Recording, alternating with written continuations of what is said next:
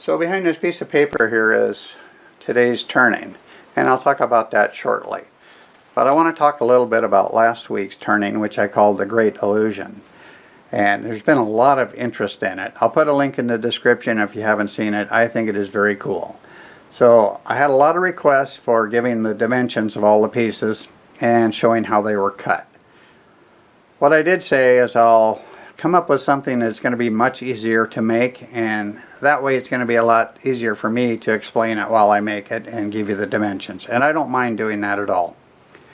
So I worked on it this morning, and actually I had something drawn up that I thought was going to be really hard, but I discovered that actually it's going to be the easiest thing that I can show you. So that's what I'm working on. It's going to take me maybe a month to get a video. I've got a lot going on right now that I have to take care of besides wood turning, but I will get it done, so make sure you stick around for that. So here's today's turning. That's a piece of Magnolia. I've only turned one piece, and I thought it was really cool. The grain was amazing, and when I got through with it, in the grain I saw a frog. So I thought that was pretty cool. This bark is actually on there really good, even though this tree was not cut down at the right time of the year. It's 9.5 inches tall, it's 8 1/4 this way, and it's 4 1/4 inches thick. I've got it marked for a flat spot and a hole for a worm screw. I'm going to get that done, and I'll be right back, and we'll be turning this piece of Magnolia. Okay, I've got it on the worm screw, and I've got the live center up against it. And the bark really looks like it's on there tight, but I'm still going to cut from this direction to keep from peeling it off. Doing about 600 RPM, and I've got my 5/8 bowl gouge.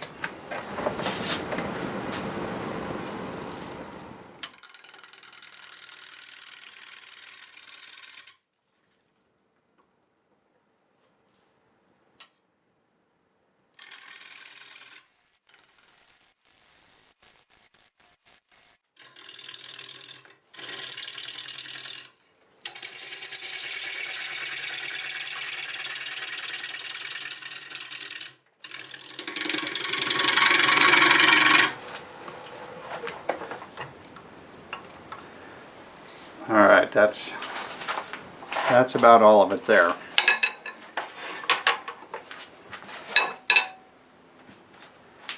That's going down quite a ways, but got a lot to take off here.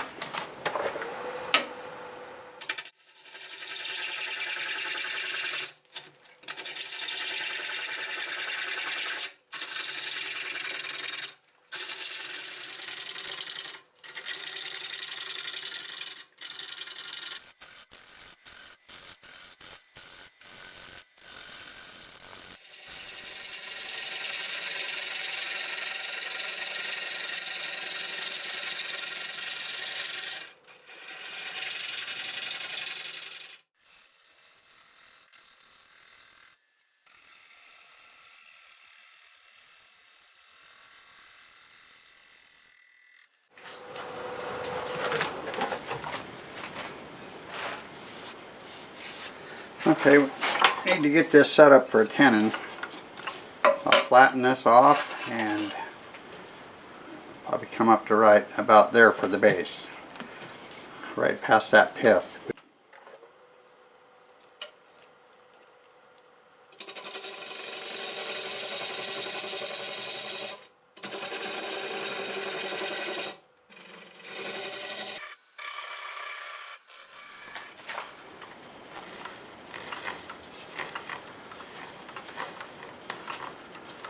Okay. Let's switch to a 1/2 inch to take care of this.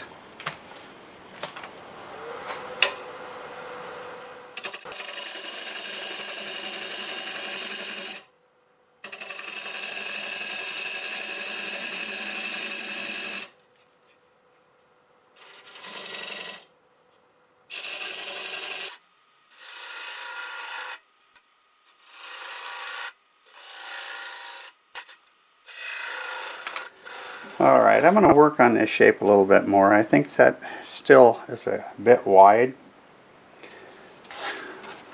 I've just sharpened up my 1/2 inch bowl gouge.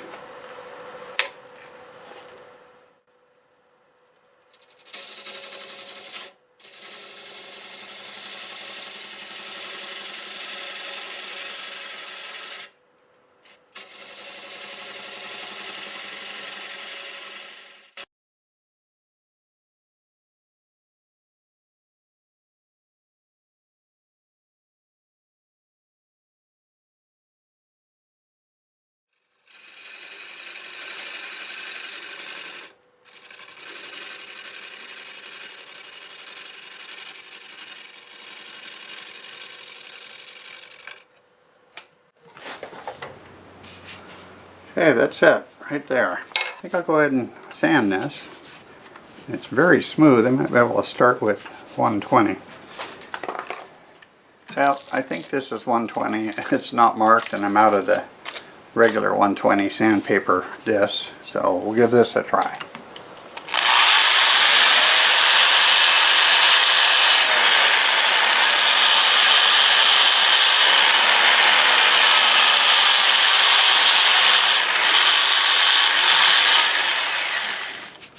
That worked alright.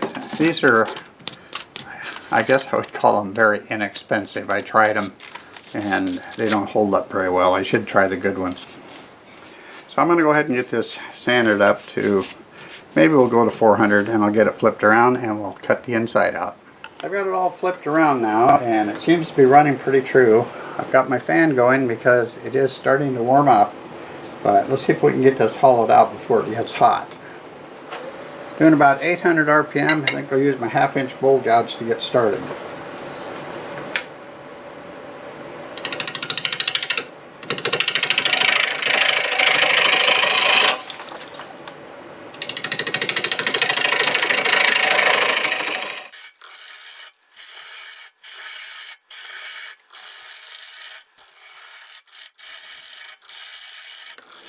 Okay, I'm going to go ahead and cut this rim down to size. And we'll get the tailstock out of the way. I'll pull down to this spot that looks like something happened to it, but it just might have grown that way. It's too wide anyway, so let's cut that down.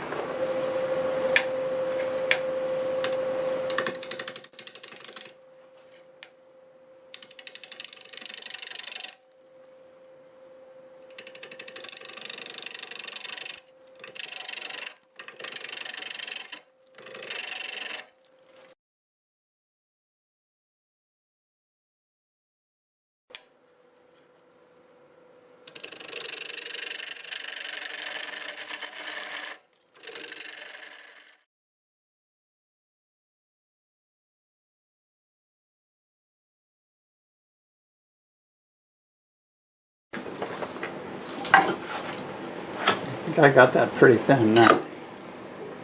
Yeah. I got that down about 5/16 there.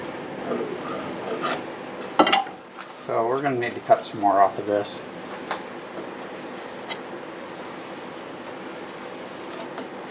Probably going to need to get it about like that. Okay.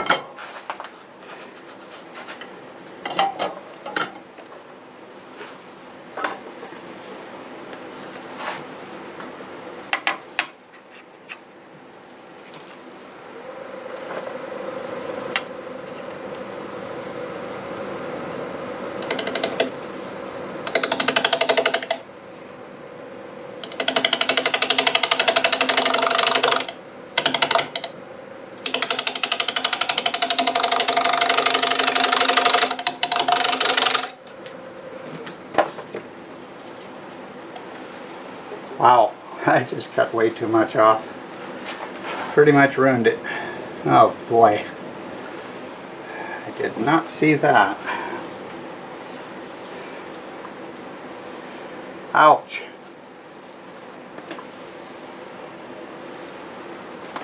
Oh man. That sucks.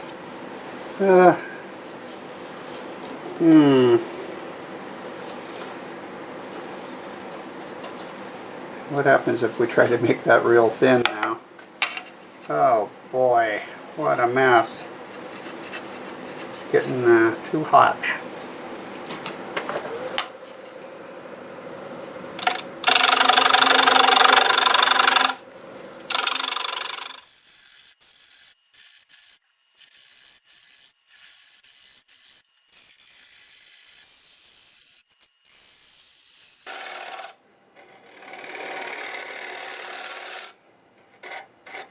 No more there.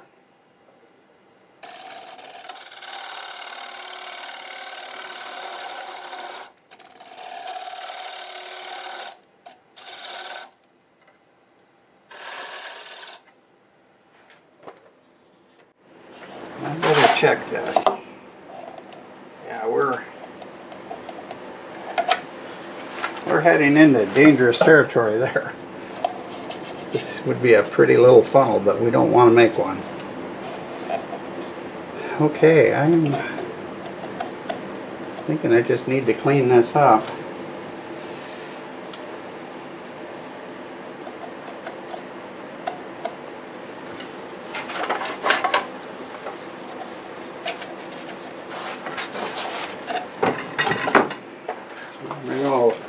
Trusty out here and see if I can do that. I think I might have already taken too much off the middle.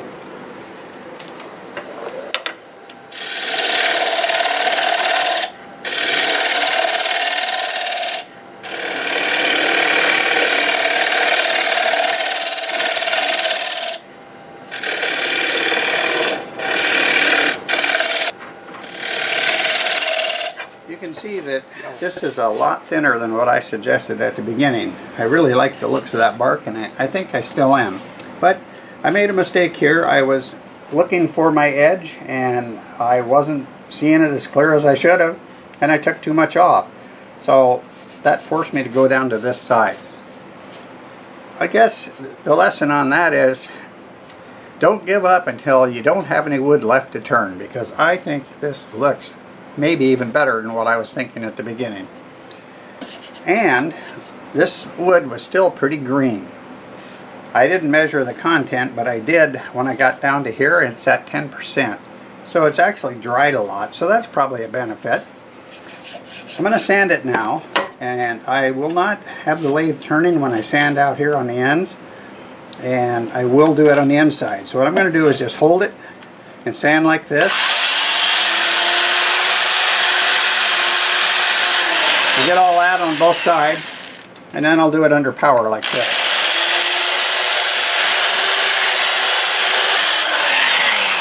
Alright, that's going to be pretty easy. The lathe was turning about 350 going forward, and I'm starting with 80 grit. I'll work my way up through 400, and when I come back, we'll go ahead and get a finish on it. I'm not 100% sure what I'll use, but I'll know by the time I'm done sanding, so I'll see you then.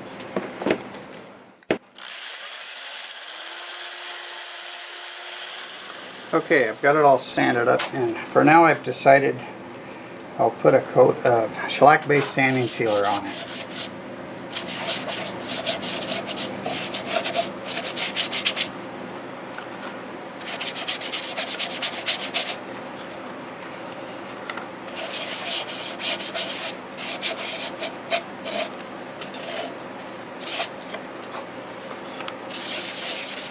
It's pretty interesting. So, probably going to put 2 coats of the shellac-based sanding sealer and then 2 coats of shellac, and then I'll be back. I have 2 coats of sanding sealer on here, 2 coats of shellac. I just went over it with this Scotch-Brite and just buffed it out like that. I want to show you what I think is a pretty neat little trick. If you want to use abrasive paste on it, it's nice if you can get some speed, and I don't want to do this under power and hold a paper towel on it because I've got these wings out here. So what I'll do is spread some of this around.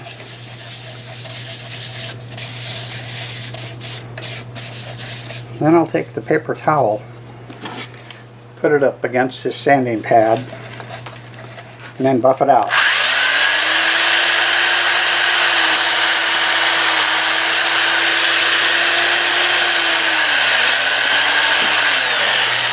You can see it's already shiny, and I don't even have all that abrasive paste off. But that's the process. I'll go ahead and finish that, and then we'll cut the tenon off. Okay, let's see if we can get this tenon off and not create a hole on the bottom of here. I've got some padding on the inside of that, and I'll put it up against this block. And I mentioned in the video when I was cutting the bottom and I measured it, it's like, well, that's getting close. So it's going to be thin like the walls. So I kind of consider them both unplanned events, which is similar to a mistake. But we made this mistake into something nice. Let's see if we can save this. Got my 1/2-inch bowl gouge. I'm going to start taking it down and try to leave a little bit of this if I can. It's running pretty good. About 650 RPM.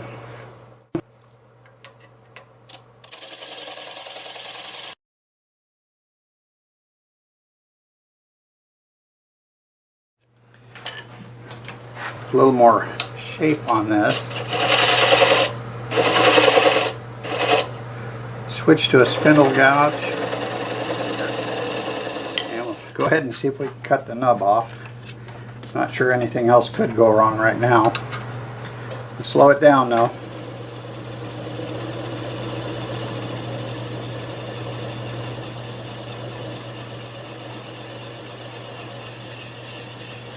There it is. Success. Alright, I will sand this area up here and get some finish on there. And we didn't put a hole in the bottom. Yippee. I'll see you soon. Well, here it is. And I actually think it turned out great. Even though I tried to ruin it by cutting too much off. I had it in my mind that that bark was going to look really good at 3/8 of wall, but I missed my cut, and now we have 1/8 inch walls. But I actually think it was meant to be that way because it sure looks nice. It's 9 inches by 6 3/4 inches. It stands 4 inches tall, and the base is 4.5 inches. I used 2 coats of Zinsser seal coat, 2 coats of Zinsser shellac, and then I buffed it out with Acks abrasive paste, and then I used the polish. And I showed you how I used my sanding pad on the drill and wrapped paper towel around it. That actually works quite well, especially on a natural edge where you're worried about catching and maybe ripping the bark off. So that's a good option. I also mentioned that I was disappointed when I cut too much off of there, but you're not really through turning it until there's no wood left. So this was well worth continuing, and I knew I would continue on it, but I wasn't real happy with that cut. So I also said that I'll probably be doing things like this for a little while because, well, I've got a lot going on right now and I've got a lot on my mind, so I don't want to do the complicated segment things that I want to show you until I get through all of that. And these are fun to do as well. So I appreciate you sticking around, and I hope you enjoyed the video. If you did like the video, do me a favor and click that like button. And while you're there, it would be great if you could share the video around. Those 2 things will really help my channel grow. Leave a comment. I read them all and I do my best to answer them all. Thanks to all my subscribers. And if you're not, please consider doing so. I do a mix of all types of turnings. Some are simple and some are complex. So let me know your favorite. Thanks again, and until the next time, see you later.